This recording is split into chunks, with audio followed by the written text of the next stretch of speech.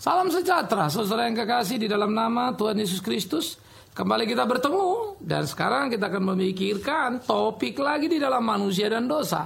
Manusia diciptakan segambar dan serupa dengan Allah. Apa maksudnya ini?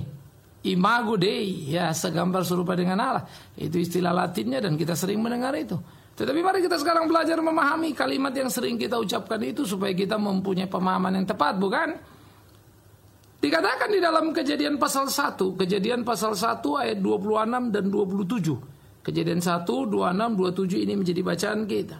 Berfirmanlah Allah, baiklah kita menjadikan manusia menurut gambar dan rupa kita, supaya mereka berkuasa atas ikan-ikan di laut dan atas burung-burung di udara dan atas ternak dan atas seluruh bumi dan atas segala binatang melata yang merayap di bumi. Maka Allah menciptakan manusia itu menurut gambarnya. Menurut gambar Allah diciptakannya dia, laki-laki dan perempuan diciptakannya mereka. Saudara, ketika Allah menciptakan manusia, sesudah menciptakan segala sesuatunya dan menjadikan manusia puncak ciptaan itu, maka manusia diciptakan segambar dan serupa dengan Allah. Kata segambar dan serupa adalah dua kata yang tidak bisa dipisahkan seperti jiwa dan raga. Kata segambar dan serupa juga kata yang tidak perlu dipisahkan karena memang menyatu artinya. Jadi apa maksudnya gambar, apa maksudnya rupa? Enggak juga, karena gambar dan rupa ya sebetulnya menjadi similar. Tetapi penekanan tadi seperti jiwa dan raga menjadi dua kata yang tidak terpisah, menguatkan dan teguh. Nah, apa yang dimaksud manusia diciptakan segambar dan serupa dengan kita? Maka pertama kata kita di sana memang menunjuk kepada Allah Tritunggal. Nah, hakikat apa? Mazmur 8 menceritakan saudara bagaimana manusia digambarkan si pemazmur diciptakan oleh Tuhan hampir seperti Allah. Itu istilah daripada segambar dan serupa dengan Allah tadi. Nah, pada waktu manusia diciptakan hampir seperti Allah itu, ada kebenaran yang menjadi menarik di sana kalau kita teliti dengan baik-baik. Manusia diciptakan oleh Tuhan ya, segambar dan serupa dengan dirinya. Yang pertama saudara, kata segambar mengandung kepada kata manusia yang segambar serupa dengan Allah di dalam potensi dirinya. Sehingga manusia itu adalah manusia kreator, manusia pencipta sama seperti Allah sang pencipta. Nah, ini menjadi sangat luar biasa saudara. Ya. Manusia segambar dan serupa dengan Allah. Allah pencipta, manusia juga pencipta. Tetapi ada yang membuat satu perbedaan yang menjadi prinsip. Manusia menciptakan dari ada menjadi ada yang lain. Tetapi Allah adalah pencipta dari tidak ada jadi ada. Ia pencipta yang tidak terbatas. Ya. Sehingga di dalam hal ini kalau dikatakan Allah maha kuasa, manusia berkuasa tapi tidak maha. Ini perlu juga ada perbedaannya. Jadi segambar dan serupa tidak serta-merta manusia itu adalah Allah. Bukan. Segambar dan serupa tidak mengatakan manusia adalah Allah, tapi seperti yang dikatakan juga dalam Mazmur 8, hampir seperti Allah. Kalau hampir seperti ya bukan toh. Nah, di dalam kemampuan penciptaan itu manusia memiliki kuasa, yes, tapi maha kuasa tidak. Dia hanya berkuasa terhadap ruang atau area yang Tuhan berikan kekuasaan kepadanya. Ia tidak berkuasa pada dirinya dan bisa berlaku semaunya. Karena kekuasaan manusia harus tunduk kepada kehendak Allah, tidak bisa melanggarnya. Tapi kekuasaan Allah tidak tunduk kepada kehendak manusia karena dia melebihinya. Nah, jadi saudara yang kekasih, bagian ini menjadi bagian yang perlu bagaimana kemudian manusia itu diciptakan oleh Tuhan, segambar dan serupa dengan Tuhan. Bagaimana Tuhan dan di dalam kesegambaran, di dalam keserupaannya tadi, manusia itu hidup di dalam takut akan Tuhan. Nah, ini menjadi bagian perlu untuk kita pikirkan bersama-sama, menjadi bagian yang penting bagaimana kita lakoni dalam kehidupan kita. Manusia menjadi pencipta dan itu memang diperlukan kemampuan mencipta dari ada menjadi ada yang lain dalam rangka membuat keteraturan di dalam dunia ini. Itu perlu. Nah, oleh karena itulah saudara-saudara yang kekasih, mestinya manusia mampu menempatkan dirinya bukan menjadi manusia yang cengeng dalam dunia ini. Bukan menjadi manusia yang buntu untuk mengatasi problem dunia ini. Tetapi sebaliknya kita juga tidak perlu heran ketika manusia itu mampu memikirkan banyak hal, misalnya penemuan dari sepeda, lalu mobil, motor, mesin, sampai kemudian ada pesawat terbang, bahkan dalam dunia bioteknik misalnya sampai ada bayi tabung, lalu cloning, begitu kan. Betapa hebatnya manusia itu.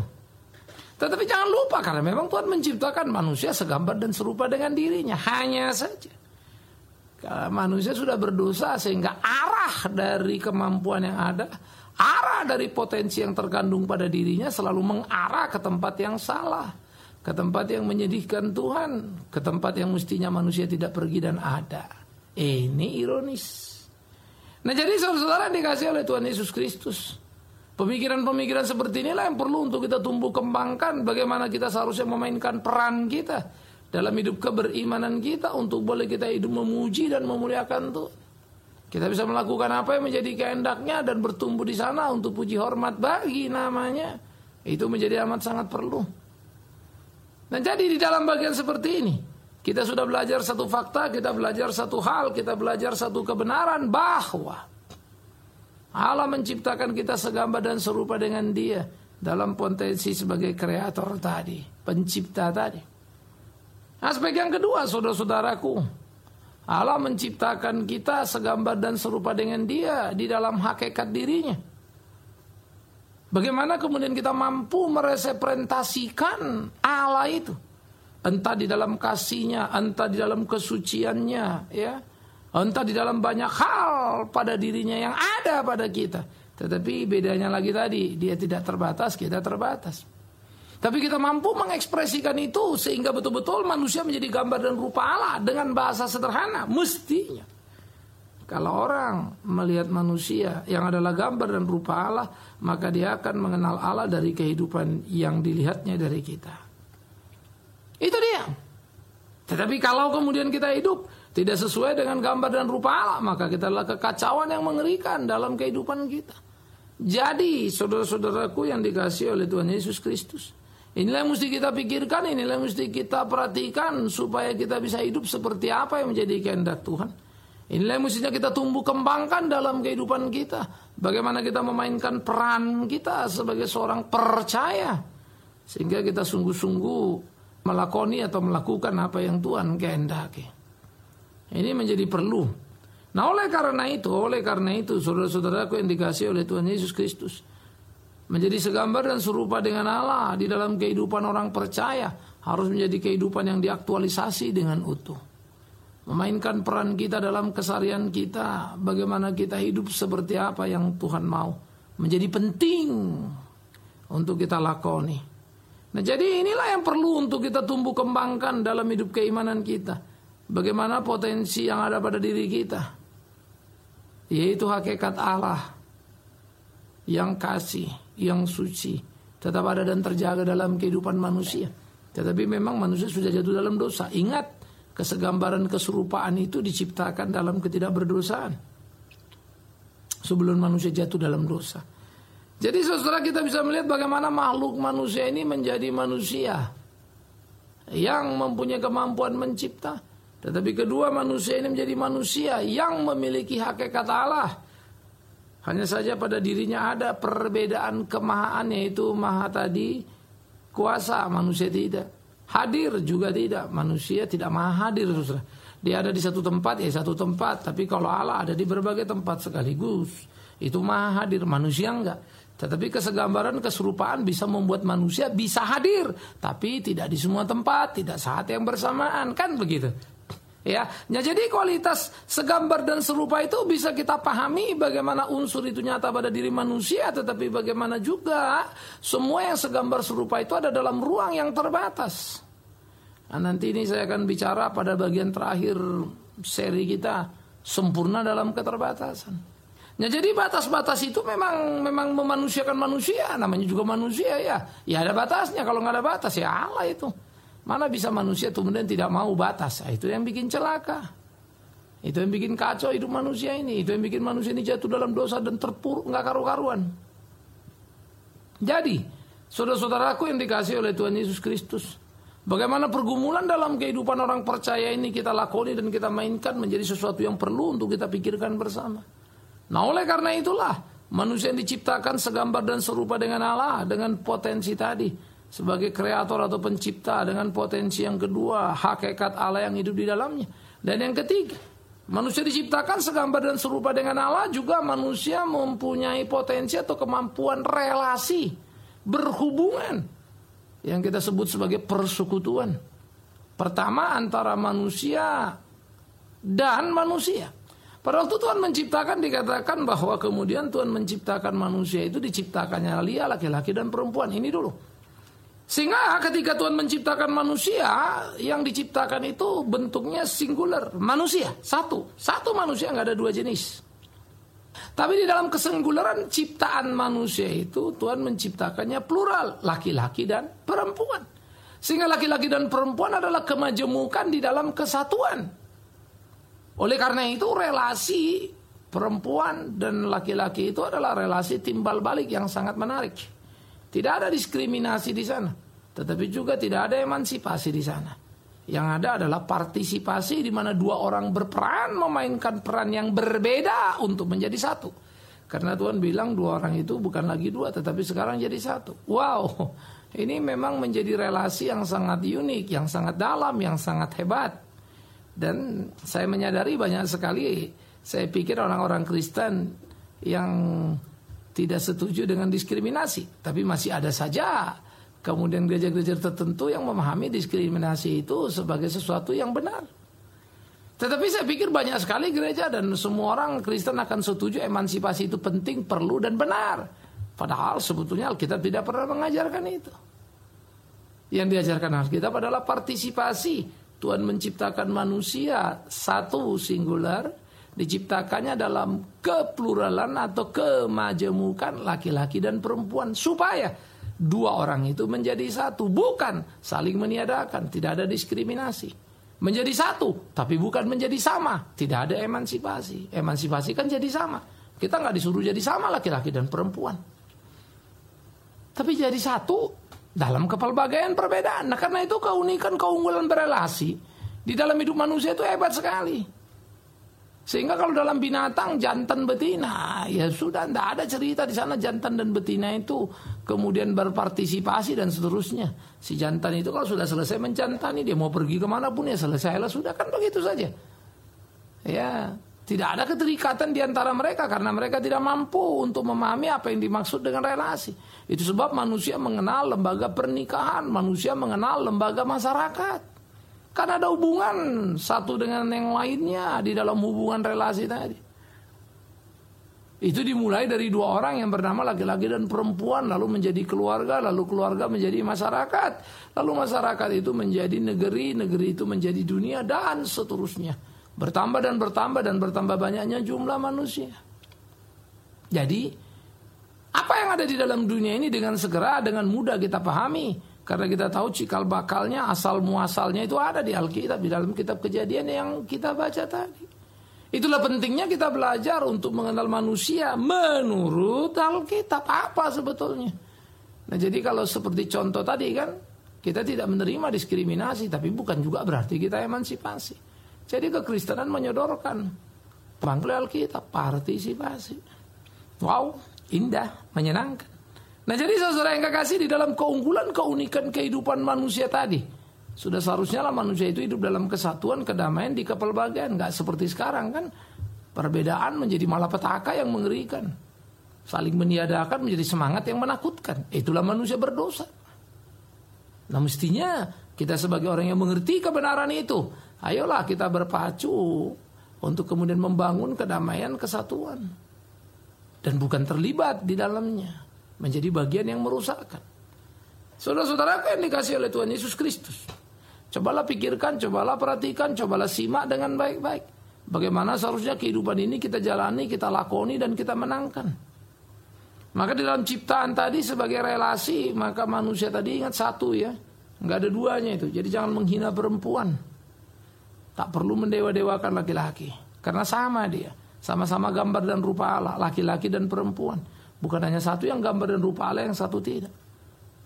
Tapi diciptakan dalam kepelbagaian, keunikan perbedaan laki-laki dan perempuan untuk menjadi satu, bukan terpisah. Tapi juga tidak jadi sama. Nah, jadi ini menjadi bagian yang luar biasa. Nah, relasi tadi tidak juga melulu hanya terjadi di internal manusia itu, tetapi juga relasi itu menjadi satu relasi dengan eksternal, keluar maksudnya dari dalam lingkup manusia itu. Ke bawah dia mampu berelasi, berinteraksi dengan ciptaan lainnya, dengan binatang, dengan tumbuh-tumbuhan. Ini menyenangkan, saudaraku. Ya, dia bisa mengatur binatang seperti yang sudah kita bicarakan, memberi mereka nama, memberi mereka wilayah dan seterusnya. Ya, jadi manusia itu kan luar biasa itu. Ya, begitu pula pada pepohonan, bagaimana dia mencipta dan mengatur relasi itu menjadi sangat indah dan menyenangkan sekali. Sehingga kehidupan itu diwarnai dengan ketenangan, kedamaian, kenyamanan dalam kebersamaan di kepelbagaian. Ini menjadi sesuatu yang sangat luar biasa, saudara. Oleh karena itu saya pikir inilah yang perlu untuk kita pikirkan, kita renungkan bagaimana kita memainkan peran kita. Untuk kita bisa hidup sesuai dengan kehendak Tuhan. Untuk kita bisa hidup memuliakan nama Tuhan. Sehingga hidup kita sungguh-sungguh berpadan dengan apa yang Tuhan mau. Bagian berikut yang juga perlu untuk kita pikirkan, saudara-saudaraku yang dikasihi oleh Tuhan Yesus Kristus, adalah bagaimana manusia tidak saja berelasi ke bawah, tetapi juga berelasi ke atas, yaitu dengan Tuhan Sang Pencipta. Manusia mampu berhubungan, manusia mampu berelasi dengan Tuhan dalam kesadaran yang utuh, dalam kesadaran yang penuh. Manusia memuji Tuhan, manusia memuliakan Tuhan.